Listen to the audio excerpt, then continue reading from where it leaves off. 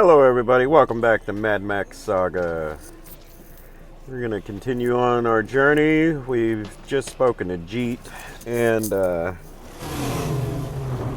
we're going to do some looking around today. Sniper rifle to the test. And yes, I finally got a sniper rifle. Purposes without fail.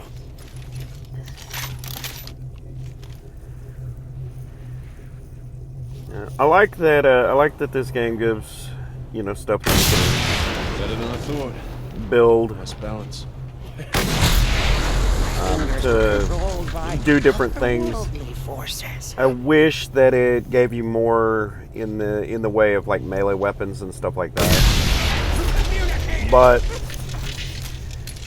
aside from that, like Max can kick some ass. So it is what it is.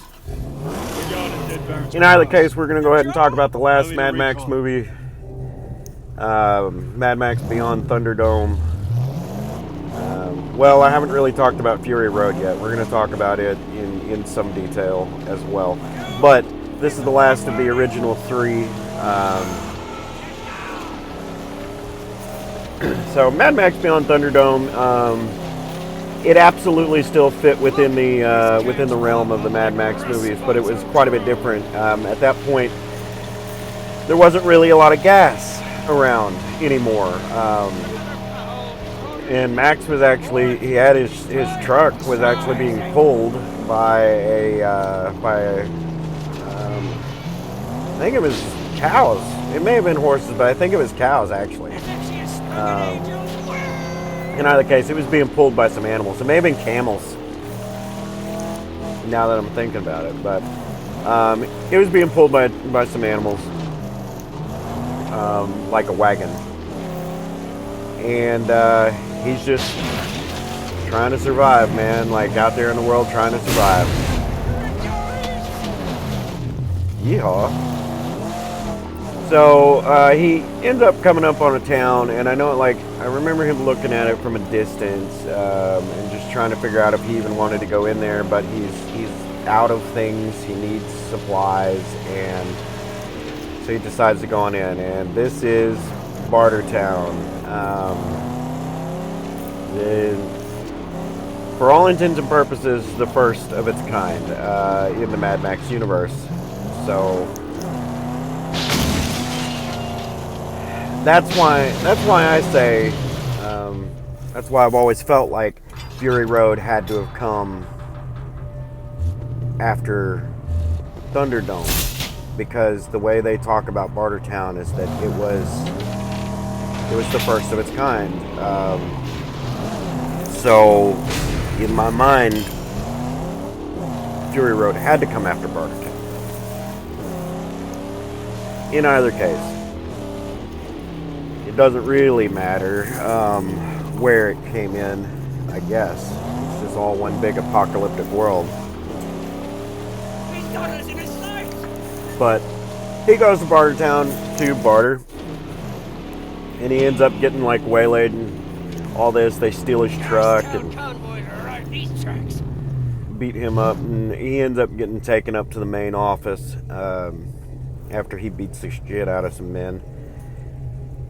And who would you guess? Tina Turner, a woman named Auntie. So Auntie's up there, and she's like, this is Bartertown, this is my town. And the whole town, like, there's lights and stuff in Bartertown, and there's power. She explains to him it all runs on methane, and they have pigs down below the town that produce the methane from pig shit. And they run that through generators, I'm assuming, and create power for the town. A relic of the past. So there's a guy down there named Master Blaster, and it's actually two guys, but we'll get to that in a minute. It's a guy down there named Master Blaster, and he knows how it all works, and he's a bit of an asshole, and he's basically controlling Bartertown. Even though he's not in charge of Bartertown, he's controlling Bartertown from down below.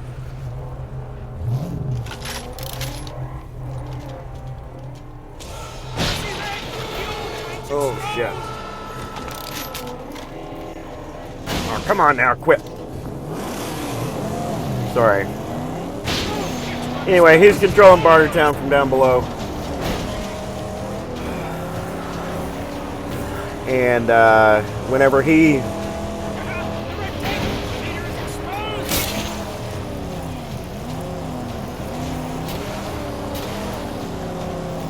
if I wasn't on fire, I would absolutely go after these guys.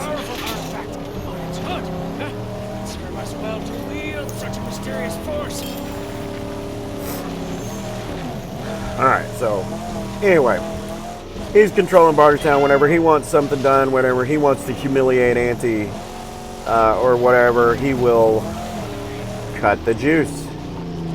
And she's obligated to say so. Like, she's obligated to do whatever he says, because if she doesn't, then Bartertown will cease to exist, because, or at least her power will cease to exist.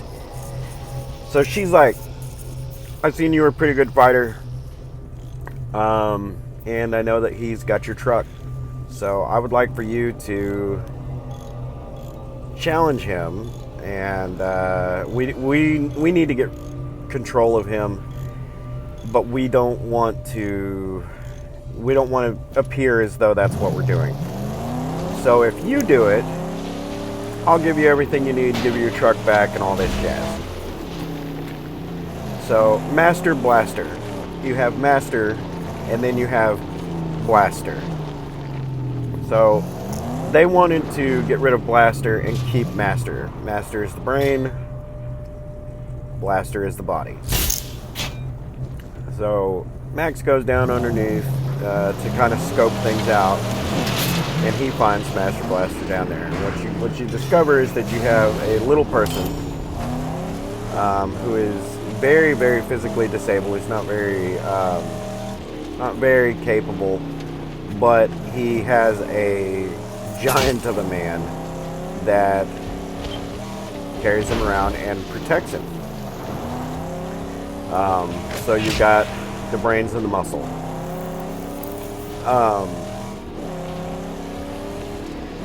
And so, you know, like in the modern world, this little person would have had, like they would have had mobility things and whatnot to make their life absolutely normal. But in a world like this, where everything is gone and there's no real way to continue to truly fabricate things and stuff like that, I can see how this little person, in the amount of disability that he had, would have been very, very difficult for him to get around, to do things, to live a normal life without some help.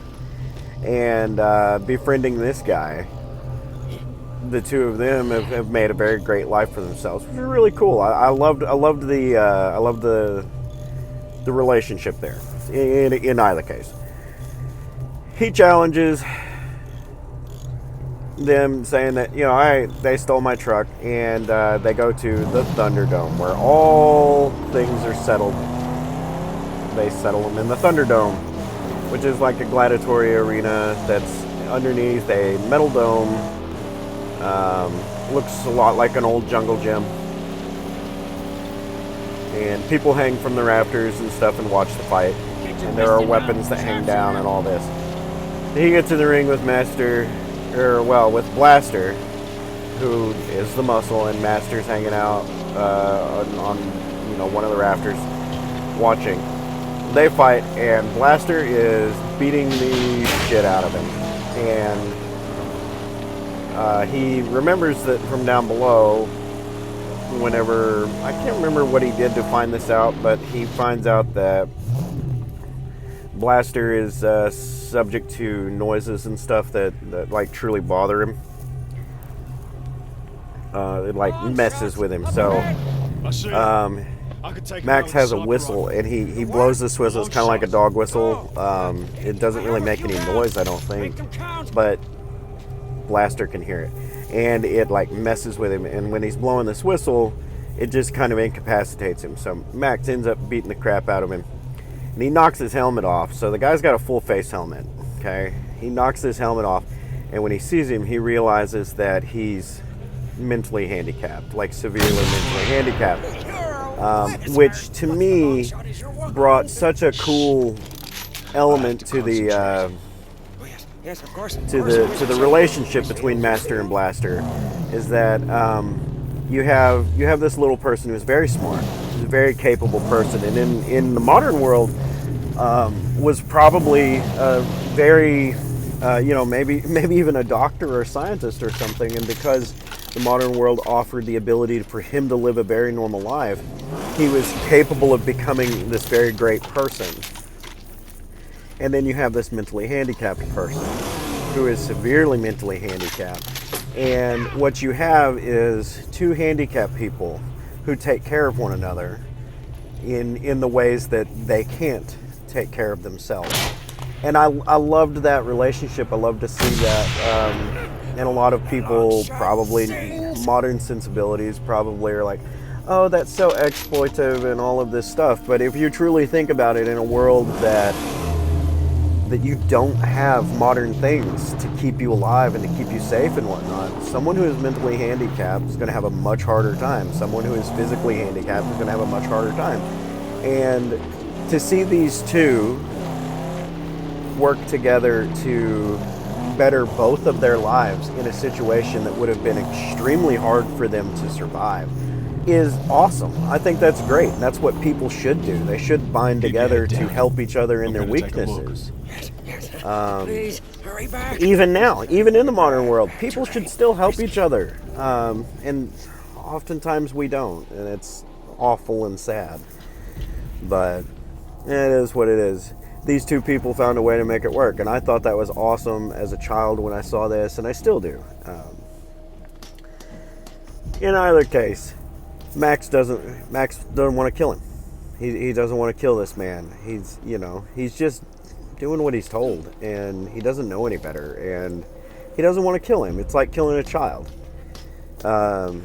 in Max's mind, and he doesn't want to do it. So he's like, no, screw you. And I think Auntie's men end up killing Blaster anyway. But they take Max and they tie him up and they put him on the back of a horse and set him loose in the desert. And he ends up out there nearly dead, and some child finds him. And what you find is there's a group of children out there. I mean, like, when I say children, I mean all the way up into like young adults who are kind of feral. They're more tribal than anything, but they're almost feral out there living in the middle of the desert in a wrecked plane. And they find, that was a hard hit. They find Max and they nurse him back to health. He's almost dead. And they kind of talk really stilted and funny and stuff. And I've always loved this because, like, these are the survivors of a plane crash that was out there. Well, these are the children of the survivors of a plane crash. And when things started getting bad, the adults went off for help and never came back. And so these kids have raised themselves, and they kind of remember things. They have painted on the wall the story of how they got there, how Captain Walker saved the plane the best he could, and all this stuff, and he went for help, and then the adults went for help, and all this crap. And they talk really, really stilted. And they think Max is Captain Walker, come back to rescue them. They talk about Mr. Dead, which they're talking about the Angel of Death here. And that is actually where I got my gamer tag, was Mr. Dead 83. That's where my gamer tag comes from. Was from Mad Max Beyond Thunderdome. I always loved that the way they talked about that and the way they said things. They were talking about the before time and tomorrow world and all of this stuff, and it was a neat thing. And when I was a kid, I always loved it. And when it came time to put gamer tags down, I ended up with Mr. Dead 83, and I've had it ever since.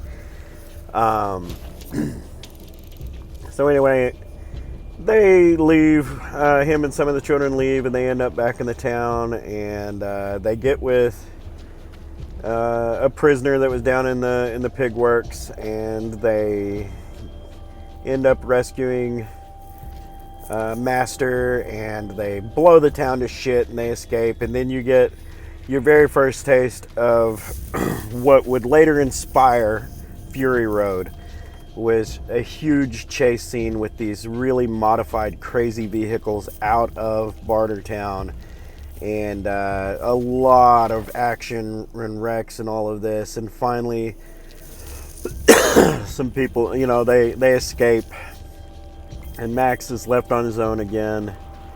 And some of the escaped people, they make it to the ruins of I think it was Sydney is where they ended up, but they end up to the ruins of a big city, and they light up the city every night, or at least as much of it as they can. They light up the city every night as a beacon to anyone who is lost, so they can find their way home, and hopefully to Max, so that he can find his way there, because they're separated. Max ends up destroying a barrier so that they can get away in a gyrocopter, and he is left there, and he's like crashed at the bottom of a cliff, and Auntie sees it as being way too much trouble to go after him anymore, and tries to go back to rebuild Bartertown. But I really like this one, though. It's where the Mad Max world really starts to take off. You see the crazy clothes and the odd look of people, and the, you know, like, I know there's a guy in there, he's like some kind of henchman or whatever, but he's painted up in white face paint. He's got like a ponytail like right on the top of his head, and the rest of his head's bald. And then he has like a pole strapped to his back with another head above his head. And you know, that's just how he walks around every day. You've got Tina Turner playing Auntie, and she's like wearing some odd mixture of chainmail and like way too big of shoulders and all this stuff, and you know, and then you've got like Blaster, who is like this massive individual, huge muscly individual, and he's got like literally a bucket. Well, it's like a rounded off bucket for a helmet, you know, and it's this really cool look that ends up from that point forward truly defining the Mad Max look, and what would later truly inform the look of Fury Road and the way things were in it. It is probably when people think of Mad Max, it is what people think of, that iconic look. When you're like, that Mad Max look, this is the movie people think of. People may think a little bit about Road Warrior, but this is the one that informed it all. And it's hilarious because it was the last one until Fury Road came out many, many years later. But it's also a really interesting viewpoint on the human condition. And we talked about that before. In the last episode, we talked about the human condition and how people treat one another and all of that, but like this is the human condition on display at its finest, and some of it's just plain sad that like that's how we are. Obviously, at one point in time, these people were all able to work together and pull together and build something great, and then as soon as they got something built, it just getting back to backstabbing and trying to grab power, and it's what we do. And it's sad. If people could just figure out how to work together and leave each other alone at the same time, it's a hard one to ask people, apparently. But if people could just figure out how to work together and mind their own business and leave each other alone, the world would probably be so much further advanced than it is now. in either case, I'm going to go ahead and cut it here for today. We're going to work our way back down here, and I think that's about the end of this episode anyway. I don't really know what was going on underneath my map and Your plans for this car. and all that Building it up. with the You don't think we can pixelization, get but past the jewel. still trying to work out a few bugs with the new system. But for the most part, I'm pretty happy with it. So I hope you all are enjoying this. Like, comment, subscribe. Let me know what you like, what you don't like, Chances of survival grow tenfold. and I'll see you next week. And the harpoon? Soon. But she needs the basics first, huh? The car's weak. Agreed. Let's return to Jeets first, huh? And I'll show you the plans.